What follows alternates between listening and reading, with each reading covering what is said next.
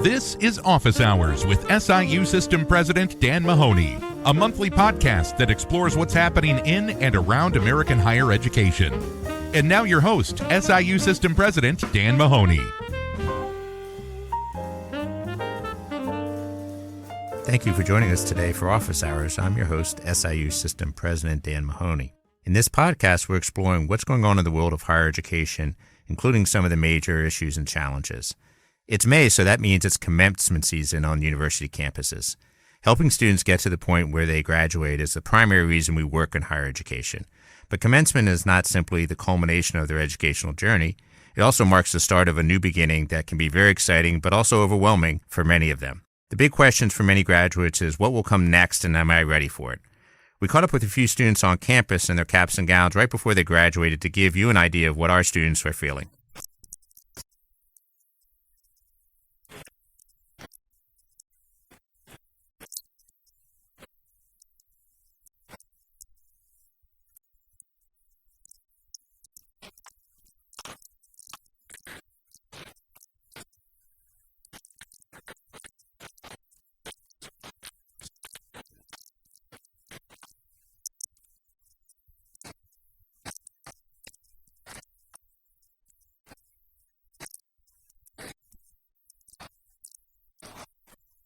Now, to make some of these students and maybe even their parents feel a little more confident, I can report that research tells us they will likely be in a better place in the future because they have a college degree.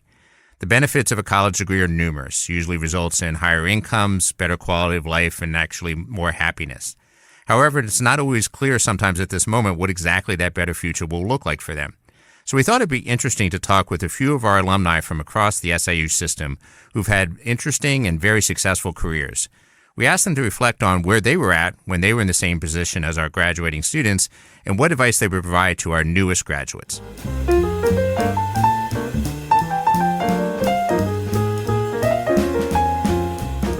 Our first guest is Bill Luan, a senior manager at Google who's responsible for artificial intelligence, AI, and has served as an open source technologies developer for outreach programs at Google Research for the past 6 years.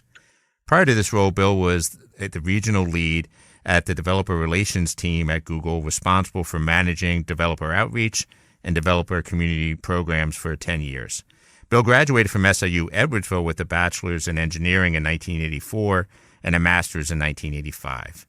He has been working in high-tech industry in the U.S. for 40 years in a wide range of technology fields, from developing industry automation systems to consumer electronics and software products. Well, Bill, thank you for joining us.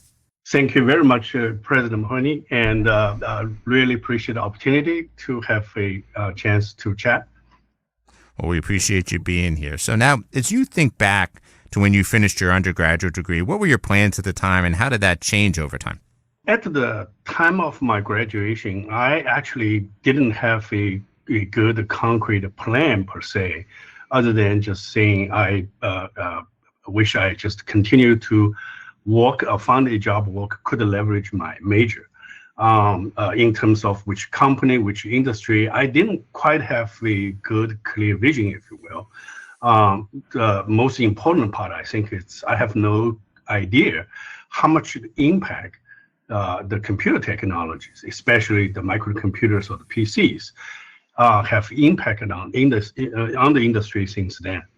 I only had a very vague sense that I really like to work on computers, and someday maybe we can use them to do great things, but I didn't have a very clear vision until later time. But the SIUE education did give me an opportunity to play with on the computers a little bit, and that is the early point to give me that idea. At the time of graduation. So during my senior year, which is way back in 1984, I worked as a student worker at the SIE Lovejoy Library. There's an audiovisual library there. And that's where I first encountered PC, such as the new Apple IIe and IBM PCs. It happened to be, I just bought a book on the basic programming language, and I used what I learned and developed a program for the AV lab, which replaced the manual lab usage counting system with this computer, be able to do things much more efficiently and more accurately, counting how many people come in, use the different type of materials. Used to be like students, workers, we're doing manually, write them down on card, and when the visitors come in, they go in and out and punch card. So I replaced that with a computer program. And because I did that, and I got a special award from the then SIUE president, Dr. Earl Lazarson. He gave me an award of this work. And with my supervisor's help, I landed my first job or professional job as an engineer at the Owens, Illinois, which is the largest glass container company in the US. And my job was doing manufacturing automation system design. And my very first job immediately got me involved with computers and the software. Because at that time, the industry in the US just started doing larger scale adoptions using computers to replace many manual control systems in the factory. And that was pretty much a trend ever since then, since my days of graduation. And so to answer your question, yes, the directions or the plan, what I have at the time, I only thought about just working in the engineering field. And turns out the computer has such a large impact, not only to me, to my career, but pretty much to the entire industry. And then over the years, I gradually did less and less with hardware, which is my major. And I enjoyed that very much, working on computers in terms of hardware, control systems in the factories, and so on, in the mid 90s. But later, in the late 90s, after I started working at Motorola, I pretty much start purely working on software. And now, of course, that continues through my career in all my days at Microsoft and Google. So for more than 2 decades, it's pretty much my work is all around on computer software. Now, had I known that this is what my career went up with, probably in my freshman year, I could choose computer science instead of electrical engineering, but it's kind of hindsight looking back. But this really points out the importance of students knowing the bigger trend of the industry, where they're going, how much they could impact their career. So choose the right direction in terms of their study and their career. That is, important. No, that's a good point. And I think it's interesting as you talk about your career. Certainly many of the jobs you've had didn't exist when you were a student, so it would have been hard to imagine those going forward. Things have changed a lot in the last 40 years. So what parts of your educational journey were particularly impactful for you and helped you get where you are today? I think, of course, the base knowledge in my major, which again is electrical engineering, that played a key role in professional career. This is probably true for most graduates who work in the same industry sector as their major, right? Probably especially true for majors in engineering, healthcare, finance, etc. Where you need to apply the knowledge you learned in your school, in your major, pretty much on a daily basis. But that being said, I would say that many of the other general studies in school also help shaping me, and I believe we're shaping most of the students as an individual to perform effectively. So for example, the skills and the ability in communications, networking, teamwork, collaboration, etc. All these are extremely important. And I was unconscious about those when I'm learning those through team projects in school. But later turns out these kind of abilities really also play quite important roles in the career development. I would say that probably to many people, these kind of skills are probably more important than certain domain knowledge, because in today's world, you seldom work alone, and your project success often depends on you work effectively, collaborate with others. So I would highly recommend students taking advantage of, when they be in school, be able to attending classes to learn knowledges in communications, team collaboration, project management, and so on. Take every opportunity that your school offers these classes, attending those are very, very helpful. Yeah, that's an excellent point, and I think almost every career, those communication, teamwork skills, all of that is really important, and I think good advice for our graduates. So, based on the key lessons you've learned since you graduated, what else might you share as far as advice with our new graduates? I would probably say the following three things. I'm thinking back now with my career, and also look at what impact other successful professionals. Number one, I think building a network is very important. I hope all the students plan and probably do internship in every summer if you can, and leave a good impression at the team or the company where you work. I think networking with people at those companies that you went work for plays a huge role to help the career in a later time. Sometimes even like cold emails or even cold calls, some people would recommend to start building networks with professionals in the career, in the industry that you are interested in, until you get someone willing to listen to you and may offer you opportunity. I heard my coworkers even talk about in their early days to build a network, they even paying themselves to go to attending industry conferences to know lots of those people that in the industry sector they want to work for.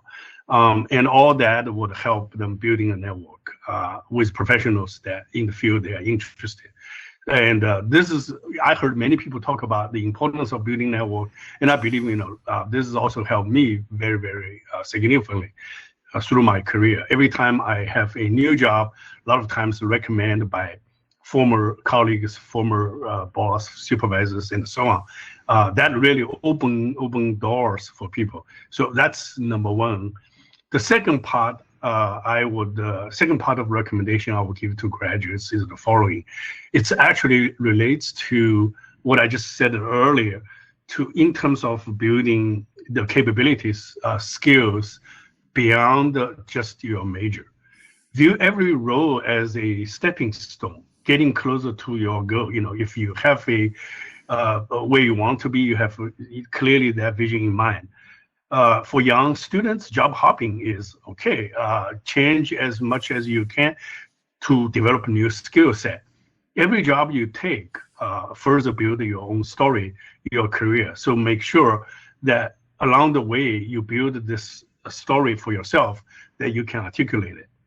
Second part is of that also is taking risks.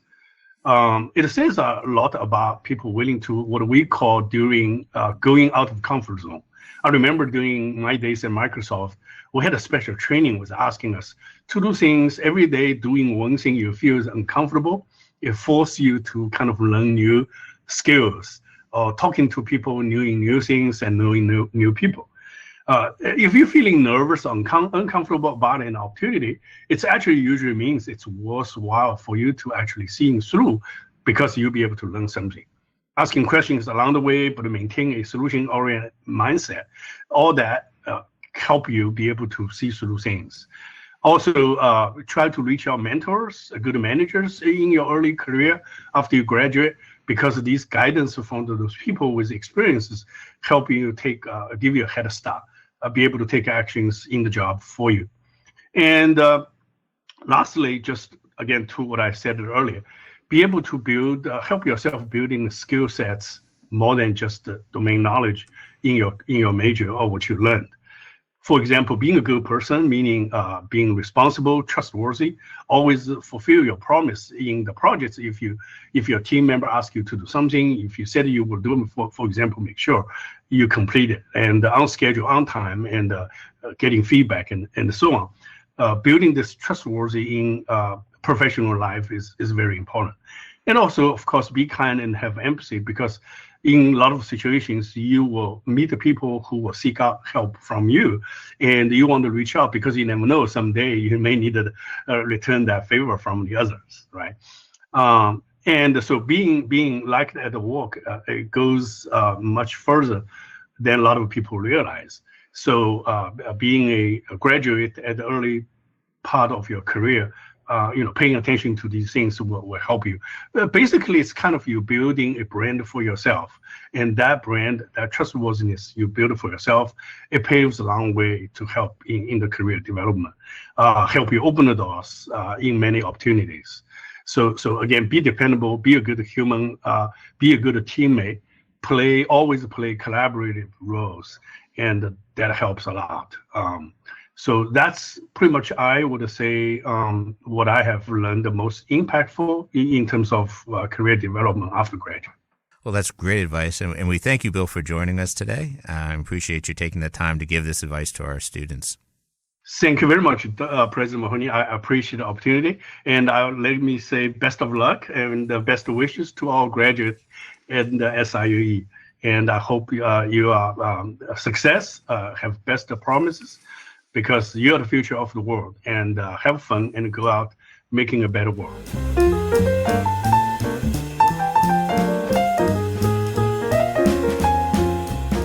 It is now my honor to introduce our next guest, Terita Walker, an SIU Carbondale graduate who was recently named the 2025 Colorado High School Principal of the Year. Well, hello, Terita. Hello, how are you? Doing great. So Terita is the principal of Denver East High School in Colorado, the largest high school in the Denver Public Schools. Before becoming a principal, she worked as an English teacher, coach, school counselor, assistant principal, and athletic director. Terita earned her bachelor's degree in speech communications at SIU Carbondale, where she was also a 4-year track and field athlete and a black fire dancer. She went on to get 2 master's degrees in secondary education, school counseling, and educational leadership at the University of Denver. Additionally, Terita was a professional dancer cheerleader in the NBA, NFL, and Arena Football League for the Chicago Bulls, the Denver Nuggets, the Denver Broncos, and Chicago Rush. So again, welcome. As you think back to when you finished your undergraduate degree, what were your plans at the time and how did that change over time? So when I finished my undergraduate degree, I actually didn't even think that's where I would finish it. I originally entered my time at SIU with the expectation of becoming a broadcast journalist. So I wanted to be one of the few female journalists on ESPN, SportsCenter. That's what I envisioned for myself. And I'm sure I'm dating myself now because there are several, many successful female broadcast journalists in sports. But at the time, there weren't a ton. And so I started out actually in broadcast journalism and began to shift. And I think that's one of the advantages to the support and the connection that we have with people in our advisement office and in the different colleges. There really was time and opportunity, people who invested in your interest. And so over time, after taking some classes, some communication classes, I did eventually shift my focus into public relations and marketing. And so my plans after I left, because when I left, I was the president of PRSSAR, Public Relations Student Society of America group that was there on campus. I was hoping to engage in a career in public relations and marketing. And so I did actually through one of the career fairs in the Student Center, make a connection with Wells Fargo Financial. And so my first job, first entry into a career, I should say, was actually to do some work with Wells Fargo Financial because at that time they were developing more banks and more locations in the Midwest. And so that recruitment fair, thanks to SIU, led me to the first beginning, I guess, the start to the path that I would take along my career journey. Yeah, no, it's interesting. And it's interesting to hear about your involvement in, we've already talked about some of the things you were involved with, but it sounds like you were a very involved and engaged student, and so likely learned things both inside and outside the classroom. But what parts of your educational journey do you think were particularly impactful on you and helped you get to where you are today? So I would say there is a deep connection to my experience in high school and to my experience at Southern Illinois. I went to a very diverse high school. Oftentimes I tell my students here that my high school, Whitney Young High School in Chicago, is very similar to Denver East High School here. It's the Whitney Young of Colorado is what I tell them.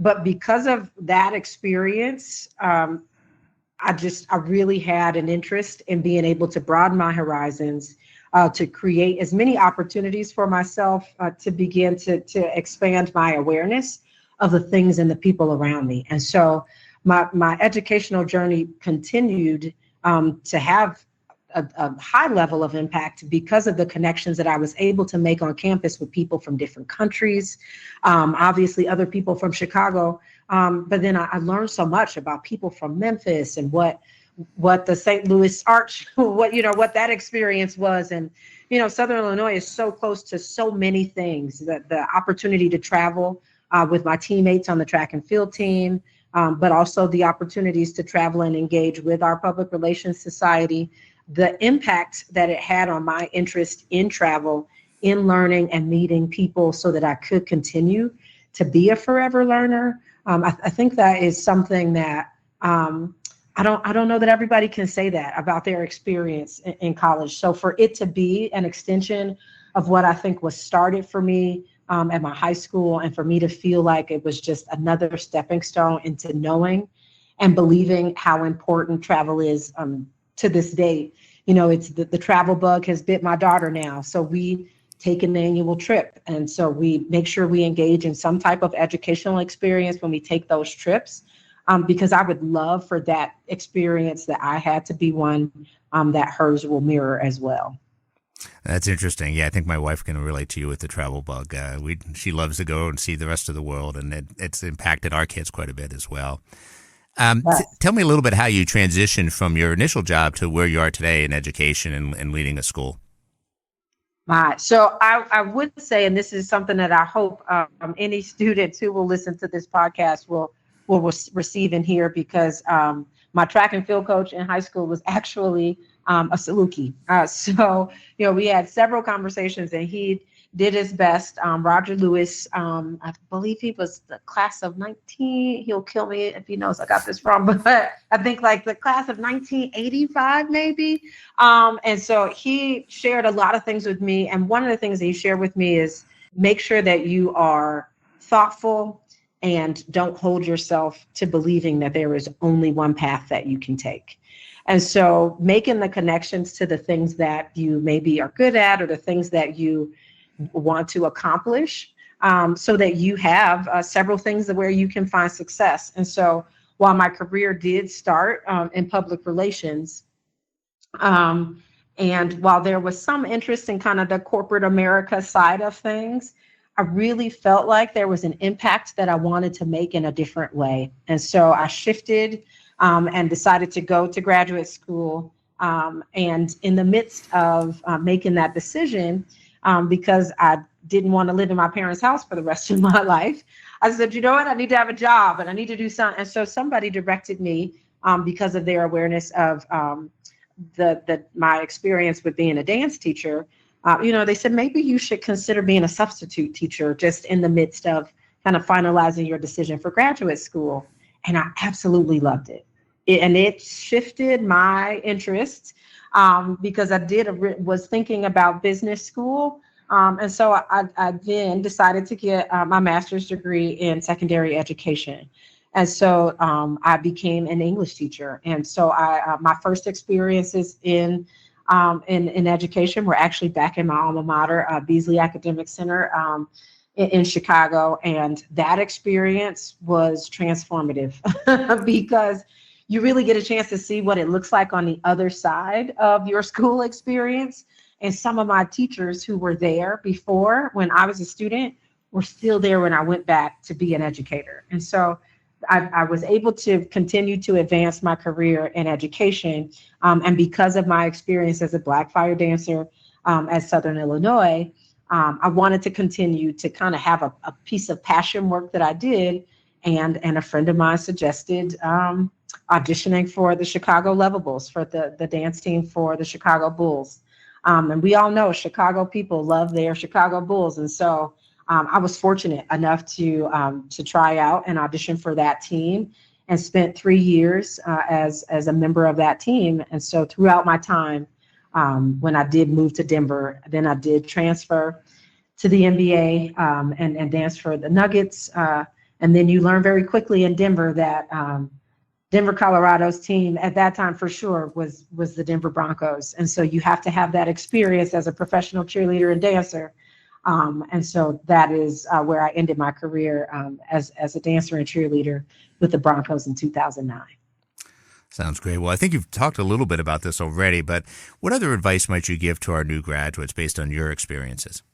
Outside of making sure that they travel and consider traveling abroad, and that became an awareness for me because I actually I had a teammate from Greece, one of our track and field teammates, and making that connection when I actually just traveled to Greece this spring break back in March, just remembering some of those things, it was quite nostalgic for me. And so I think, as I mentioned earlier, I would definitely recommend that students consider the opportunity to travel and making that a way that they continue to learn and expand their awareness for possibilities that are endless. I would also say there's something that I share with my students now and with our staff, and you can always plan for the future, and you always want to think about what the future holds.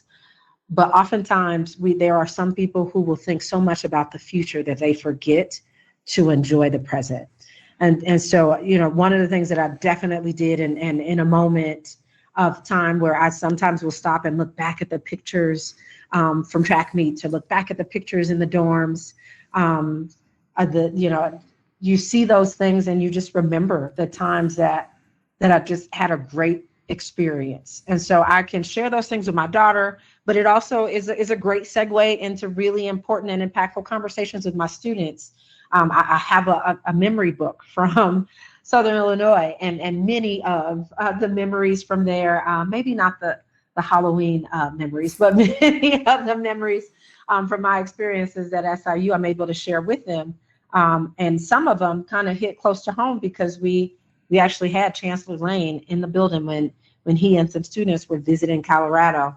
And so the students were able to kind of make that connection and understand why that experience and the joy of hearing more students talk about SIU and what it does for them, that you just continue to make those connections throughout life, and it creates a joyful lifelong experience for you. So, definitely being in the moment, enjoy SIU for all that it has to offer, because it can offer so many things, and allow that to help you catapult yourself into a joyful and meaningful experience in the future. Well, that's great advice, and we thank you, Terita, for joining us today.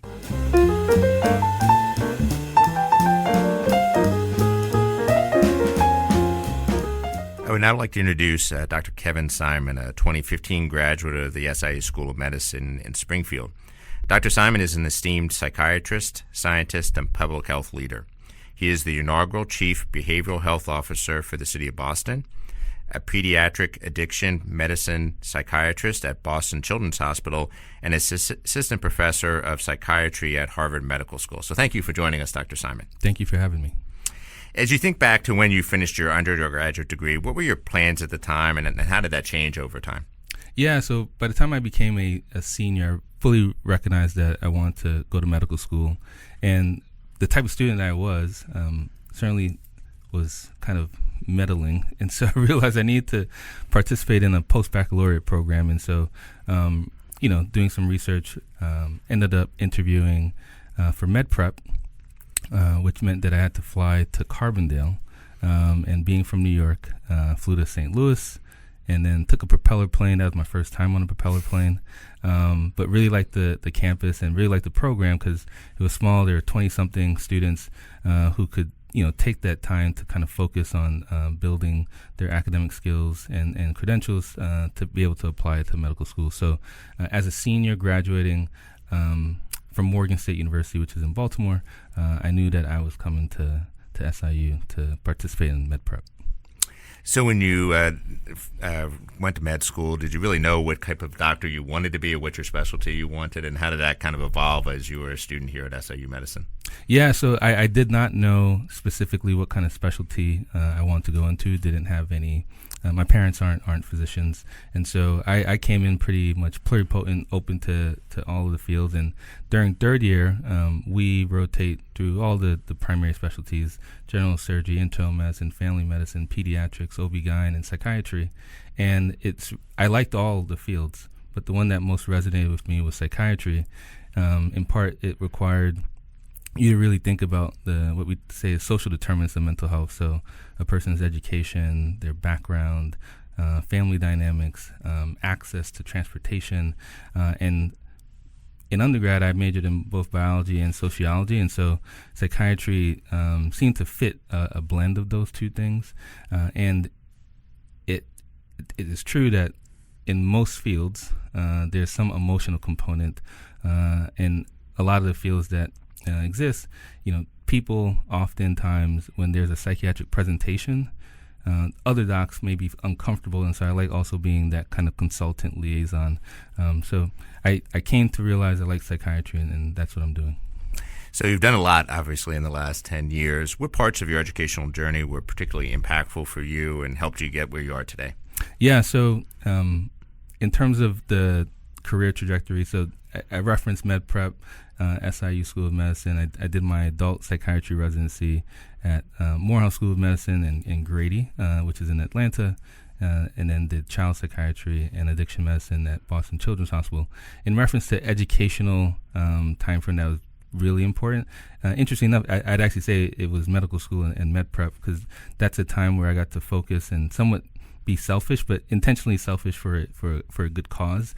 And so, I did miss birthday parties. I did miss even funerals, graduation events for other family members, because for a decade-long-ish period, it was Kevin's trying to do something, which has become that physician. So medical school, my best man in my wedding was a classmate, Josiah. I have friends who are team physicians for USA Olympics. I got really good friendships out of medical school and med prep, and so I'd say that those are the most formative experiences that I've had throughout medicine, even though I've been now in medicine from med school a decade plus. Yeah, no, I think it's interesting. The people you get to go to school with, we forget sometimes. We often talk about the professors who certainly have an impact, but it's our colleagues sometimes that have a large impact as well. And I can think about those I had when I was in the doctoral program, and they certainly have continued to have an impact on me to this day. Yeah, because now it's not just are we texting each other about studying, we're texting each other about diaper formula. How are you deciding between schools? Are your kids watching Paw Patrol too? It's like, yes. So those are the relationships that stand the test of time. So last question, what are some key lessons you've learned since you graduated, and what advice would you share with new graduates? Yeah, so I actually say this often I call people who are learners, med student, undergraduate, resident. Some of the principles that I got from home are the ones that are still with me. My dad always said, do your work with transparency, and we see where that can falter for many when you're not transparent and doing your work with ethically. So doing work with transparency, treating people nicely. I guess it's still surprising to me that I can go to a unit, I can go to a meeting, and just being hospitable with people and really letting them know that you see them, you're with them, goes so far. And yet so many people don't experience that on a normal day-to-day basis that when you give that to somebody, it really stands with them. So treating people nicely, do your work with transparency. And then the most important part, I'd say, is for the students who are graduating, hopefully you're finding a career that you can find joy in. And joy is important because whatever you're going to do, if you're trying to be really, really good at it, it's going to take a lot of time and effort.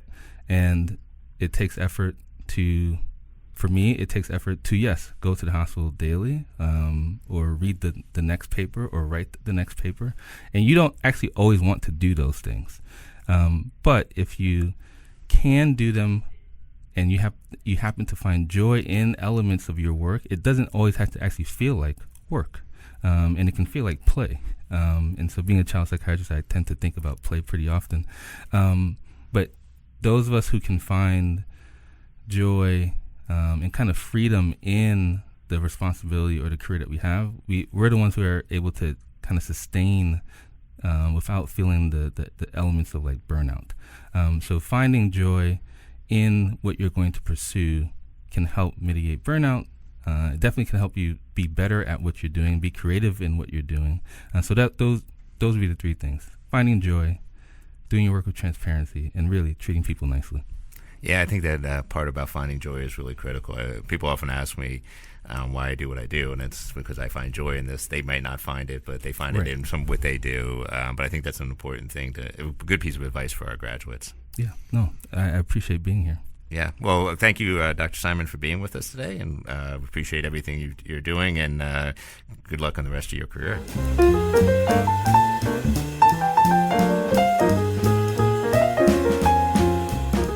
Finally, I thought I would end with answering the same questions we asked of our alumni. 38 years ago, I finished my undergraduate degree, and like our newest graduates, I was excited and ready for the next phase of life, and I can tell you nothing turned out as I thought it was going to. I was an accounting major. I had a job with what at the time was the Big 8 firms. I was excited about that. I thought that would be my career. And one of the reasons I chose accounting was because I could get a great job with a 4-year degree and I would never, ever have to go back to school again. I've now spent over 36 years in education settings.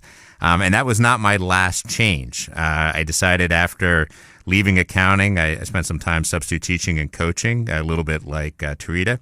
And then I got my master's in sports management and wanted to work in college athletics, which I did for a few years, and decided, hey, I'd rather teach it than do it. So I got my PhD in sports management and got a faculty position at the University of Louisville. I chose that job mostly because I thought I could do research and teach, and I would never have to be an administrator. They had some veteran faculty members in my area. They all left as soon as I got there, and 2 months later, I was the program director. So it led me on a path to administration I wasn't planning. But I will say to our graduates, all of that was okay. Things turned out actually better than I would have expected. And a few things I can say looking back on it. The classroom and college experience was still valuable. I never regretted majoring in accounting. The understanding of budgets and everything that I have to do on a daily basis as a president, it's always been valuable to have that background. But I want to follow up on something that Bill said earlier, which was some of the other classes were really valuable too. And the fact I had to take a lot of English classes as an accounting major paid off when I had to be a writer as a faculty member. So all of my education inside the classroom ended up really helping me out. But it was also what I did outside the classroom, which I think you heard from several of our alumni. I served on the athletic board as a student representative of the athletic board, and that got me into sports management and got me interested in that. So that was valuable in opening up that to me. I served as student government president in lots of leadership roles on campus and learning how to lead. I really learned from some of the people who I was advised by. Dr. Julie Sina was our student government advisor, and she was a huge impact on me, but also my fellow students. I learned a lot from those other student leaders, and even had experiences such as serving on the Faculty Senate Executive Committee as a student, and then later served on the Faculty Senate Executive Committee as a faculty member. So it all paid off in some ways. And one of I guess my best advice, and I think this was something we heard a little bit from Bill as well, was taking advantage of the opportunities to try new things, to build new skills, to learn new things. That was something I did in college and continue to do afterwards. And I was not always sure how things would be helpful later, but almost always they paid off in some ways. So I talked about coaching for a little bit. I coached high school wrestling. And several years later at the University of Oklahoma, they asked me to teach a theory of coaching class. So having had that experience helped to better prepare me for that role. Even serving I worked part-time as a waiter, I think gave me a better understanding of people who work in service industries, and I work with a lot of those people on a daily basis. And I think that was helpful. And as a faculty member, I was always volunteering to do things, sometimes things that no one else wanted to do, but I learned something from each of those types of opportunities. I remember one in particular actually led me to a job in the Vice President for Academic Affairs office that I wouldn't have got otherwise. I remember my wife asking me when I said I was going to do it, she says, how's this going to pay off? I was like, I don't know, but I think it will. And it did. And it was really valuable to me. The other thing I would say was part of what I found through that journey was finding both what I was good at and what I liked doing. I think you heard from a couple of our people that we interviewed, Terita, Dr. Simon, the importance of finding that passion and joy in your work. And doing all those things allowed me to find what really was my passion and joy. And I think much like Terita, the thing that was important to me was having an impact. And I found my way into both, I think, as a faculty member and administrator, having that opportunity. And I will say along the way, it was interesting. Accounting was something I was fairly good at, but wasn't passionate about and didn't enjoy. I loved coaching, but I wasn't particularly good at it. So finding where those two things intersected really was a lot of experimentation for me. And I thought university administration ended up being that place where those two things combined well. And it was really an opportunity to take advantage of the types of things I wanted to do when I got into this role. And I find joy in it every day. So again, it didn't turn out as I expected, but in many ways turned out much better than I expected. And again, trying lots of things I think paid off in the long run. So that's my story, and that's my advice. And again, I want to thank our guests for being on today and providing their stories and their advice as well. To all of you, we want to make sure you're subscribed to our podcast on Apple and Spotify so you do not miss an episode. You can also find our episodes on our website, siusystem.edu/podcast. As we wrap up this episode, I want to acknowledge our production team on the Office Hours podcast, SIU Edwardsville graduate student Solomon Amandi, and the SIU System Leader for Marketing Communications, Katie Sheehan. We also want to thank SIU School of Medicine Library and Jason Church at WSIE Radio here on the SIUE campus for his guidance and for letting us use their studios for recording. And last but not least, thank you to all of our listeners for carving out time in their day to listen and maybe even learn a little bit. Thank you. Be sure to join us next time on Office Hours for further conversation with the people who work in and study higher education. Special thanks to Kara Baldus-Merriman and Daniel Merriman for the use of their composition Writer's Block as the Office Hours theme song. And thank you for listening to Office Hours with SIU System President Dan Mahony.